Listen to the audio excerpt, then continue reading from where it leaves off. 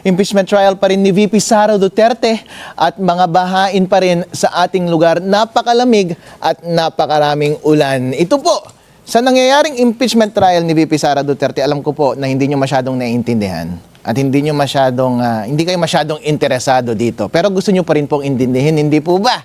Dahil po pinapalabas nila na meron siyang kasalanan. Tingnan po natin kung totoong may kasalanan si VP Sara Duterte. Dahil po, ang nakalagay sa batas ay ang may pananagutan pagdating sa pera ng taong bayan ay yung accountable na public official. At yung accountable na public official ay yung siyang may hawak ng pera.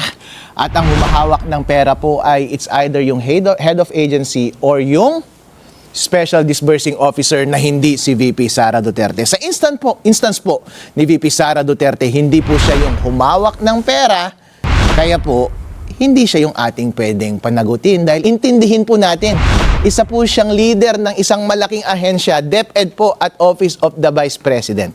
Pumipirma po siya ng mga plano, nag-a-approve po ng mga bagay-bagay, pero hindi po siya yung mga bumibili at hindi po siya yung tumatanggap ng pera at humihingi ng mga resibo at gumagawa ng resibo o nagre-request ng kung ano-ano pa man para patunayan yung mga transaksyon na nangyari. Ang obligasyon lang po ni VP Sara Duterte ay tignan kung maayos ang pagkakagawa.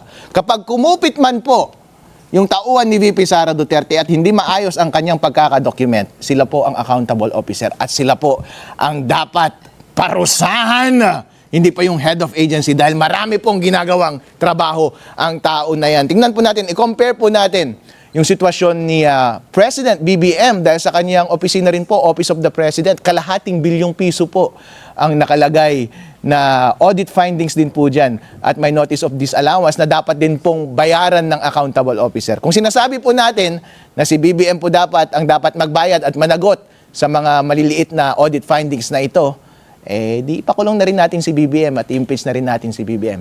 Hindi lang po si VP Sara Duterte. Pero at any rate po, basta po pagdating sa pananagutan ng pera ng taong bayan, dapat po may pruweba na ang nagnakaw ay yung head of agency para mapanagot natin yung head of agency na yon. Meron dapat instruction na siyang nag-utos na nakawin mo yan at ibigay mo sa akin yung pera. Meron dapat ebidensya ngayon. Kung hindi po, kung wala pong ipresenta ang prosecution tungkol sa bagay na yan, ay hindi po natin may impeach si VP Sara Duterte.